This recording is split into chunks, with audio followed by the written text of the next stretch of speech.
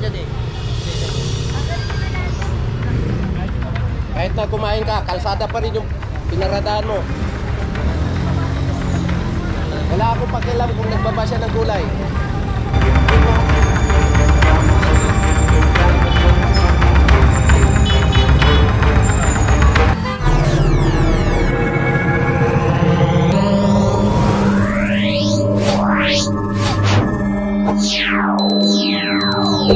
Continuation tayo mga kabungiskis. Dagdag ko lang ito, winawalis na nga rin po itong area na to. Sana pag malasakitan na nga rin po ito ng mga residente. Napakalaki rin po nitong ano na to, street. Ayan o, malinis na malinis kung iniiwan itong lugar na to. Wala na mga obstruction. Kaya mga motor na yan sa mga kasama natin yan. At bahala na rin po ang mga barangay para residente para magwalis po sa kanilang nasasakupan. Maraming salamat mga kabungiskis sa panonood ng Busilak Diary. Ingat po kayo palagi and God bless us all. Lagi tayong may upload kaya ugaliin tumutok sa mga upload din po natin. Salamat po. God bless us all. Josepina Street, 4th Avenue na tayo mga kabungiskis. Tuloy-tuloy pa rin ang clearing operation. Ayan, nandyan pa rin po ang ating towing. Yung iba nga na-tow na lahat ng mga sasakyan at proceed tayo dito. Oops. Kasama po natin si General Bernard, Ma'am Lynn Pineda, MMDA Towing.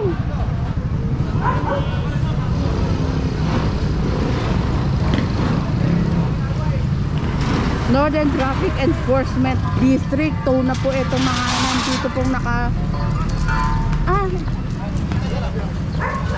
hindi. Kala ko kasi ito yung kaninang pinuntahan natin. Hindi pala. Oops, saan na ako pupunta?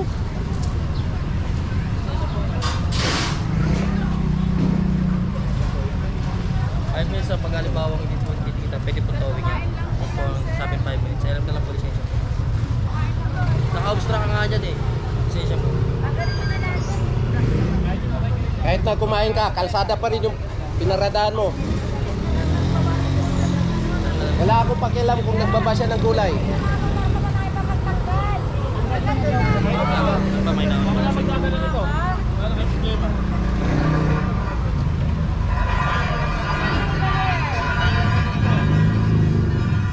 Ito dahil mga nakapark ng mga motor, tricycle.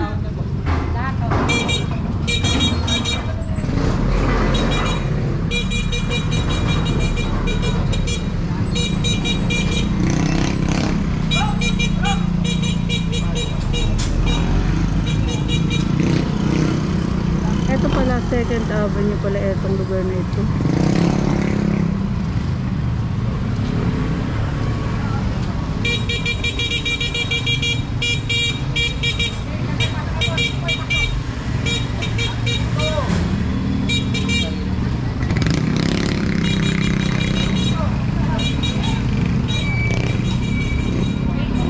Ano po ba to, sir? Ticket o tow po? Ticket po. Ticket. Salamat, sir. Pagdating ng towing, sampa po itong mga to kapag hindi pa na itabi. Ayan, tuloy-tuloy pa rin po ang ating clearing operation kahit na trick po ang araw at hindi wala pong pasok ang mga estudyante dahil sa tindi ng init dito sa Pilipinas. Pero nandito po ang ating mga department, ang ating mga MMDA, ang DPSTM, para i-clear po ang area at ibalik sa taong bayan ang bangketa at ang kalsada na ipinababa ng DILG. Kasi po yung kalsada, yung bangketa nasasakop na nga po ng iilan.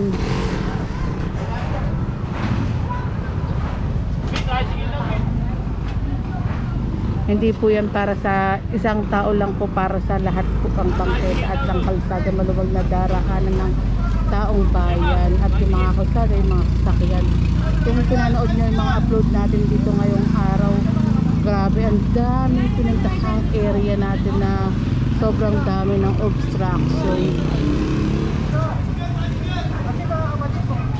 At kung meron kayo complain, dial 8888 4 na 8. Agarang action po yan, or punta na lang po kayo sa City Hall. Hindi po away magkapit bahay, dapat complain po talaga yung area. Ayan, tinitikita na si boss. Ito, ang luwag na nga rin nito. Ito yata yung una nating binabaan eh. Yata lang ha. Hindi pala.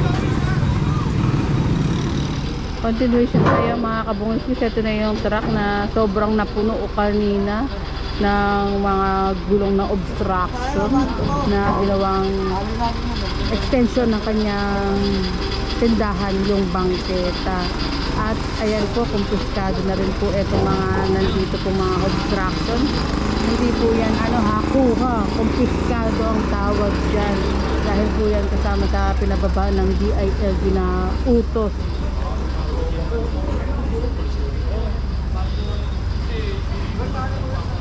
Ito yung construction materials, bawal po yan.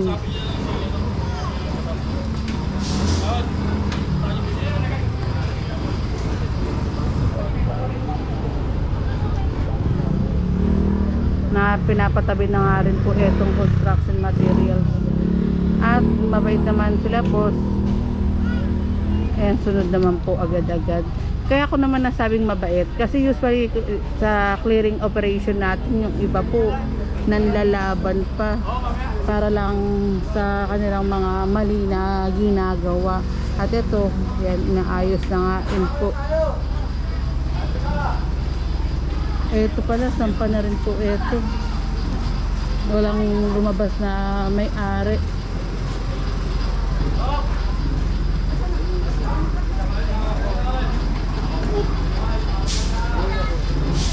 Ay hindi, tatali lang pala to.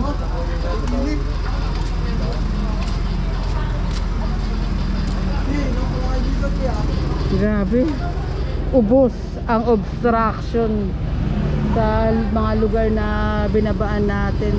Then pagtapos nyan, sana mapanood yung video na i-upload din natin na naka-upload na kapag tapos ng clearing na lugar, sasabi ko ang daming mga obstruction at saka ang daming mga bata din.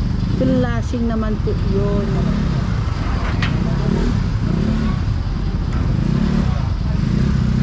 Ayan, ang linis na nung area, wala nang mga obstruction, no?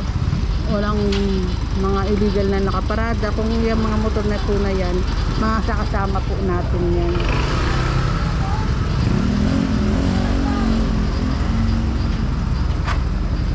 Ito, mayroong tinuturo dito si General.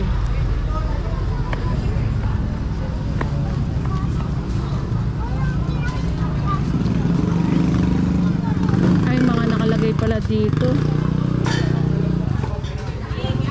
Ito, malinis na iniiwan po ng ating mga head nila General ang isang lugar. Tanggal lahat po ng mga obstruction. Uy, be, yung aso mo. Punyakit ng aso.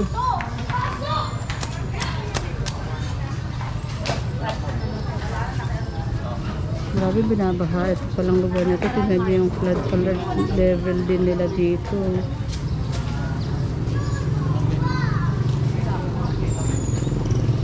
Ang daming pupo. Sana pag malasakitan nyo po ng mga may-ari ng mga bahay dito, yung kanilang pwesto. Iimpaw na natin yan.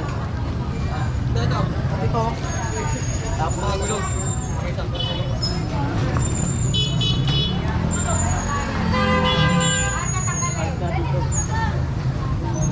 Ayun lahat, sabi ng Ma'am Lynn.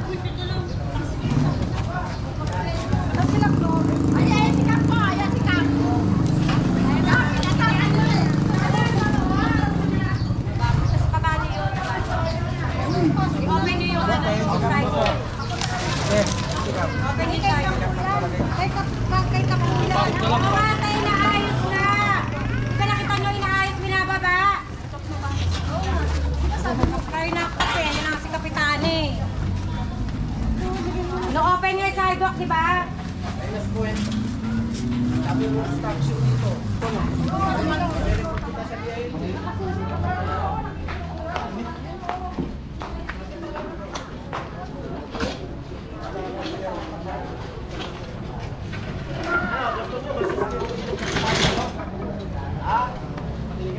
I-report mo yan sa DILT, ang dami obstruction.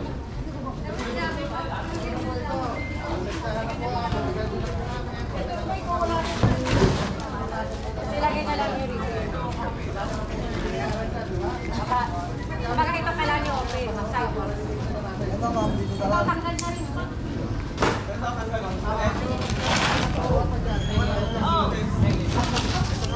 Ito na, sana na naglilinis. Ayan, si Shop na ang naglilinis nitong lugar nito.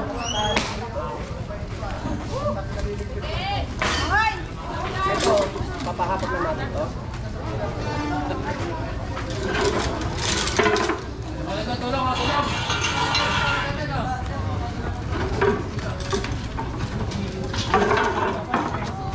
Barangay Ordinance number 002, no parking unauthorized vehicles will be towed. May nakalagay naman po palang ordinance sa etong barangay.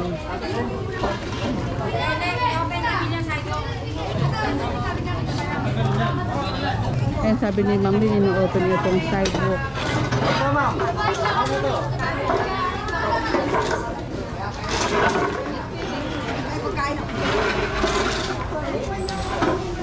Tapos ata to. Patay na lang yung dito. Tanggalin niyo yung bato niya para open sidewalk. Ito, inaayos din po ito.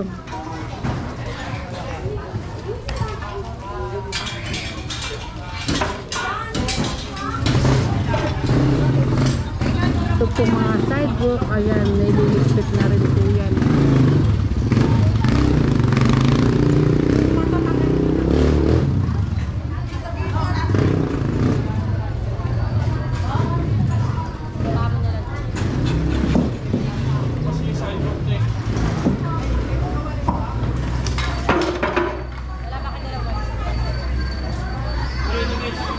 Matanong ko lang kayo mga kabongsis, anong masasabi nyo? Comment down below sa mga may-ari ng mga aso.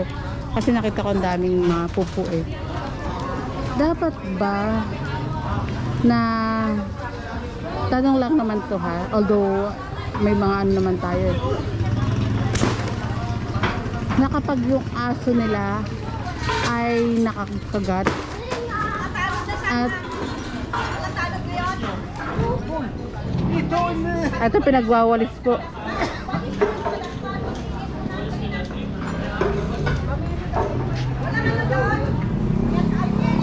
Nakalimutan ko na, nakatingin kasi ako.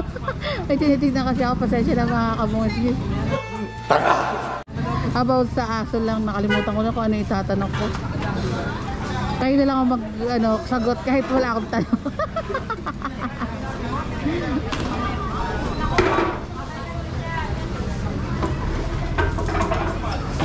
Ay, merong bangketa na po dito. Ito, winawalis po itong side na to.